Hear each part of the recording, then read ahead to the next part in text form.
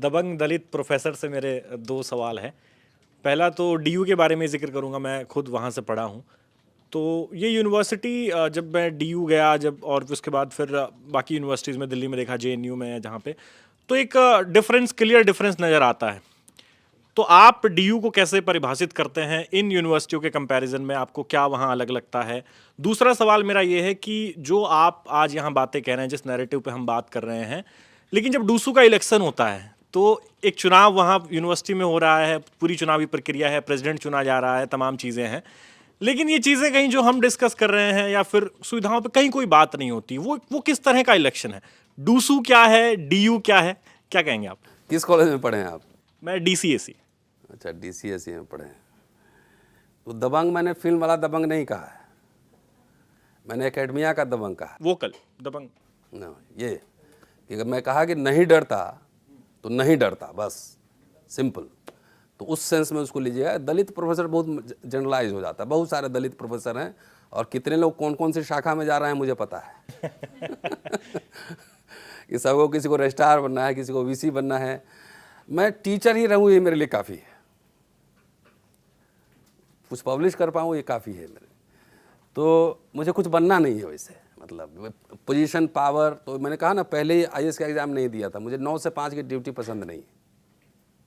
तो उस सेंस में मैंने कहा। दूसरी बात यह है कि देखिए, दिल्ली यूनिवर्सिटी में बाहर के लोगों का माइग्रेशन कब शुरू हुआ? 80s के आसपास। क्यों हुआ? क्योंकि रीजनल यूनिवर्सिटीज़ ग्रेजुअली डिक्लाइन करने लगा। 90 के दशक से ये रफ्तार और तेज़ हो गया, ठीक है। इसलिए स्पेशली बिहार से, उत्तर प्रदेश से काफ़ी स्टूडेंट सब दिल्ली यूनिवर्सिटी में आए। अच्छा, दिल्ली यूनिवर्सिटी ही क्यों आया? दिल्ली यूनिवर्सिटी ही क्यों आया?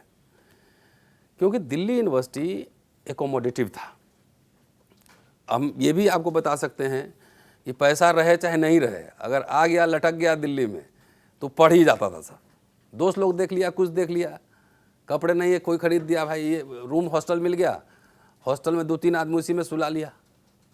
ये दिल्ली यूनिवर्सिटी का कैरेक्टर रहा है। हम लोग भी वैसे ही रहे हैं, है ना, कि पूरा इतना पैसे थोड़ी थे। दोस्त लोग, हम एक नाम देते हैं उसमें, वो कार्ल मार्क्स साहब ने पढ़ा होगा ना, कई मोड्स ऑफ प्रोडक्शन की बात करते हैं, तो मैं उसमें एक और मोड ऑफ प्रोडक्शन जोड़ दिया मैंने, उसका नाम है फ्रेंड्स मोड ऑफ प्रोडक्शन कुछ नहीं है तो चलो, दोस्त लोग हैं ना, काम चल जाएगा।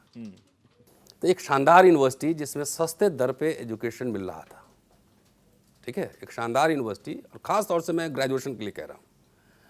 आप पढ़े हैं तो कब पढ़े मुझे पता नहीं, लेकिन पुराने भारत में जो कमजोर, आज़ादी के बाद, नई आज़ादी अच्छा, हम लोग पुराने वाले हैं तो मुझे तो बहुत मज़ा आया, मतलब आई एंजॉयड इट, बहुत मज़ा आया। और बहुत केयरिंग लोग होते थे। अब तो आपके पास मोबाइल है, लैपटॉप है, व्हाट्सएप यूनिवर्सिटी है। और दूसरी बात है कि दिल्ली यूनिवर्सिटी को जब तक ध्वस्त नहीं करेंगे, तब तक ये सराउंडिंग में जो यूनिवर्सिटी सब मशरूमिंग हो रही है, प्राइवेट यूनिवर्सिटी, वो कैसे होगी? तो ये कॉर्पोरेट डिजाइन है, मार्केट फोर्स है कि ऐसे ऐसे विश्वविद्यालयों को, जेएनयू में देखा ना, क्या टैंक वैंक लेके जा रहा था उधर। अब जितने लोग इसकी वकालत कर रहे हैं ना, बहुत बढ़िया हो रहा है, उन सब के पिताजी या दादाजी उसी यूनिवर्सिटी, उसी कॉलेज में पढ़े होंगे, और खुद भी पढ़ा होगा।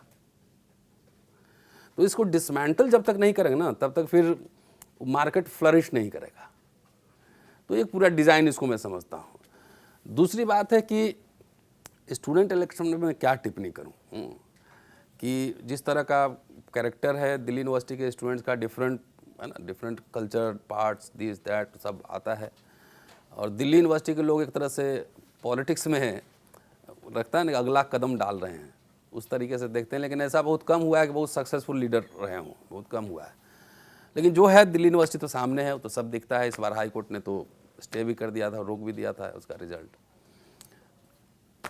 चलिए, अगला सवाल है मेरा कि अलग अलग सोशल मीडिया पे आजकल आइकन्स हैं, और जैसे आप अंबेडकर की राइटिंग्स को लेकर बात करते हैं, दलित आइडेंटिटी को लेकर बात करते हैं, और इसी तरीके से लोग अलग अलग लोगों को फॉलो करते हैं। तो मैं कुछ जिक्र करूंगा कि कुछ लोग होते हैं जो एक टाइम के बाद हम सुबह उठ के उनका ट्वीट देखते हैं तो पता लगता है कि आज वो पलटी मार गए हैं। अभी तक वो इस पाले में थे, अब उन्होंने जगह बदल ली है।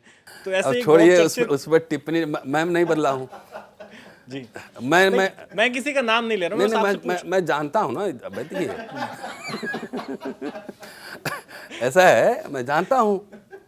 और देखिए, इतिहास में कई लोगों का कई तरह से नाम आता है। ऐसा नहीं है कि लोग मुझसे कुछ नहीं कहते होंगे, ऐसा भी नहीं है। जब बाजार सजी है तो सबके दाम लगाने की कोशिश नहीं, सबके दाम लगेंगे ही लगेंगे। तो बहुत लोग आपके मीडिया से भी कहाँ चले गए आपको पता ही है। दिन रात तो क्या हो रहा है मेन स्ट्रीम में तो वो भी हम जानते हैं। दिन रात क्या हो रहा है वो भी हम जानते हैं।